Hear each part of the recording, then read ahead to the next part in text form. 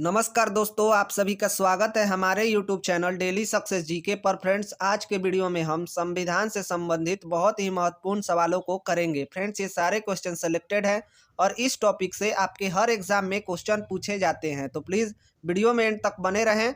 और अगर आप हमारे चैनल पर नए हैं तो प्लीज़ चैनल को सब्सक्राइब करके बेल आइकन को ऑन कर ले, ताकि इसी तरह की वीडियो आपको आसानी से मिलती रहे। तो चलिए वीडियो को शुरू करते हैं। पहला सवाल है कि संविधान के किस भाग में संविधान संशोधन की प्रक्रिया का उल्लेख दिया गया है। आपका सही जवाब होगा फ्रेंड्स, भाग 20 और अनुच्छेद 368 के अंतर्गत संविधान संशोधन की प्रक्रिया का उल्लेख दिया गया है। अगला सवाल है कि संविधान के किस भाग में पंचायती राज व्यवस्था संबंधी प्रावधान दिए गए हैं। आपका सही जवाब होगा फ्रेंड्स, भाग 9 और अनुच्छेद 243 के अंतर्गत संविधान में पंचायती राज व्यवस्था संबंधी प्रावधान दिए गए हैं। अगला सवाल है कि भारत में एकल नागरिकता की अवधारणा कहाँ से अपनाई गई है। आपका सही जवाब होगा, इंग्लैंड यानी कि ब्रिटेन से अपनाई गई है भारत में एकल नागरिकता की अवधारणा। अगला सवाल है कि भारत के संविधान की 8वीं अनुसूची में कितनी भाषाएं हैं। आपका सही जवाब होगा कि भारत के संविधान की 8वीं अनुसूची में 22 भाषाएं हैं। फ्रेंड्स, पहले 14 भाषाएं थी, लेकिन संविधान संशोधन के बाद इसमें 8 भाषाएं और जोड़ दी गई, तो अभी करेंट में संविधान की 8वीं अनुसूची में 22 भाषाएं हैं। अगला सवाल है कि अंग्रेजी किस राज्य की राजभाषा है। आपका सही जवाब होगा फ्रेंड्स, नागालैंड राज्य की राजभाषा है अंग्रेजी। अगला सवाल है कि राष्ट्रपति सर्वोच्च न्यायालय से संविधान के किस अनुच्छेद के अंतर्गत परामर्श ले सकते हैं। आपका सही जवाब होगा फ्रेंड्स, अनुच्छेद 143 के अंतर्गत राष्ट्रपति सर्वोच्च न्यायालय से परामर्श ले सकते हैं। अगला सवाल है कि राष्ट्रपति संविधान के किस अनुच्छेद के अंतर्गत लोकसभा को भंग कर सकते हैं। आपका सही जवाब होगा फ्रेंड्स, अनुच्छेद 85 के 2 के ख के अंतर्गत राष्ट्रपति लोकसभा को भंग कर सकते हैं। अगला सवाल है कि संविधान के किस अनुच्छेद द्वारा संसद की संयुक्त बैठक का प्रावधान किया गया है। आपका सही जवाब होगा फ्रेंड्स, अनुच्छेद 108 के तहत संयुक्त बैठक का प्रावधान किया गया है भारतीय संविधान में। अगला सवाल है कि भारत के संसदीय इतिहास में अभी तक कितनी बार संयुक्त बैठक यानी कि अधिवेशन बुलाई गई है। आपका सही जवाब होगा फ्रेंड्स, ऑप्शन सी 3 बार। भारत के संसदीय इतिहास में अभी तक 3 बार संयुक्त बैठक यानी कि अधिवेशन बुलाई गई है।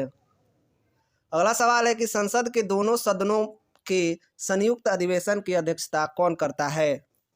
तो आपका सही जवाब होगा फ्रेंड्स, लोकसभा का अध्यक्ष जो होता है वह संसद के दोनों सदनों के संयुक्त अधिवेशन की अध्यक्षता करता है।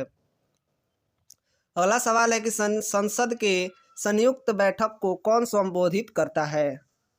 आपका सही जवाब होगा फ्रेंड्स, राष्ट्रपति जो होते हैं वह संसद के संयुक्त बैठक को संबोधित करते हैं। अगला सवाल है कि संविधान के किस अनुच्छेद में धन विधेयक की परिभाषा दी गई है। आपका सही जवाब होगा फ्रेंड्स, ऑप्शन सी अनुच्छेद 110 में धन विधेयक की परिभाषा दी गई है संविधान में। अगला सवाल है कि राज्य की विधानमंडल के गठन संविधान के किस अनुच्छेद के तहत किया जाता है। आपका सही जवाब होगा फ्रेंड्स, अनुच्छेद 168 के तहत राज्य की विधानमंडल की जो है गठन किया जाता है। अगला सवाल है कि भारत के किस राज्य की विधानसभा में अधिकतम कितने सदस्य हो सकते हैं। भारत के किसी राज्य की विधानसभा में अधिकतम कितने सदस्य हो सकते हैं। तो आपका सही जवाब होगा फ्रेंड्स, अधिकतम 500 सदस्य हो सकते हैं भारत के किसी भी राज्य की विधानसभा में। अगला सवाल है कि किसी राज्य के विधानसभा के सदस्यों की न्यूनतम संख्या कितनी हो सकती है।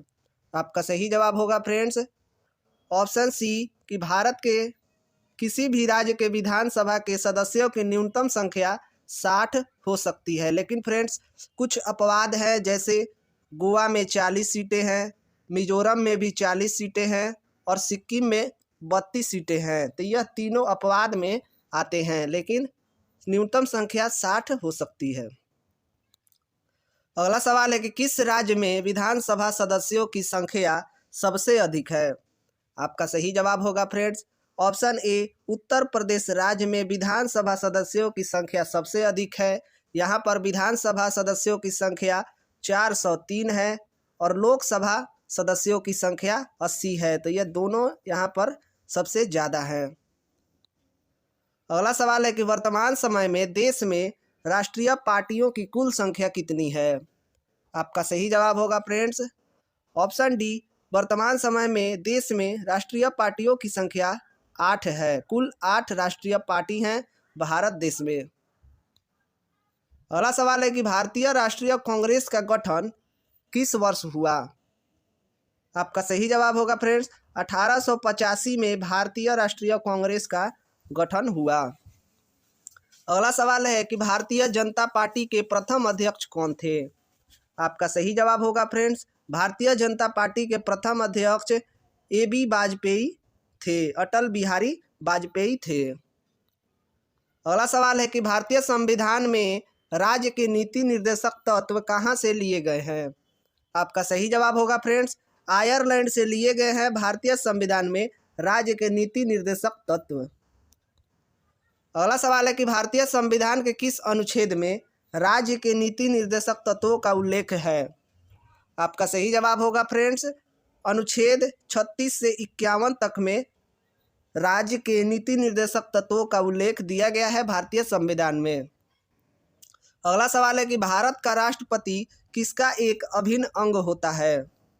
आपका सही जवाब होगा फ्रेंड्स संसद का एक अभिन्न अंग होता है राष्ट्रपति। अगला सवाल है कि भारत के पहले राष्ट्रपति के रूप में डॉक्टर राजेंद्र प्रसाद का चुनाव किसके द्वारा किया गया था। आपका सही जवाब होगा फ्रेंड्स ऑप्शन सी विधानसभा के द्वारा भारत के पहले राष्ट्रपति डॉक्टर राजेंद्र प्रसाद का चुनाव किया गया था। अगला सवाल है कि भारत के राष्ट्रपति किसके द्वारा चुने जाते हैं। आपका सही जवाब होगा फ्रेंड्स ऑप्शन डी संसद के दोनों सदनों के निर्वाचित सदस्यों तथा राज्य विधानसभाओं के निर्वाचित सदस्यों के द्वारा भारत के राष्ट्रपति का चुनाव होता है। और आपका आखिरी सवाल है कि किस संसदीय समिति को प्राक्कलन समिति की जुड़वा बहन कहा जाता है। आपका सही जवाब होगा फ्रेंड्स लोक लेखा समिति को प्राक्कलन समिति की जुड़वा बहन कहा जाता है। तो फ्रेंड्स आज के वीडियो में इतना ही। उम्मीद है कि आपको वीडियो पसंद आई हो तो प्लीज़ वीडियो को लाइक कर दें और अगर आपने अभी तक हमारे चैनल को सब्सक्राइब नहीं किया है तो प्लीज़ चैनल को सब्सक्राइब करके बेल आइकन को ऑन कर ले ताकि इसी तरह की वीडियो आपको आसानी से मिलती रहे। तो चलिए मिलते हैं अगले वीडियो में, तब तक के लिए जय हिंद।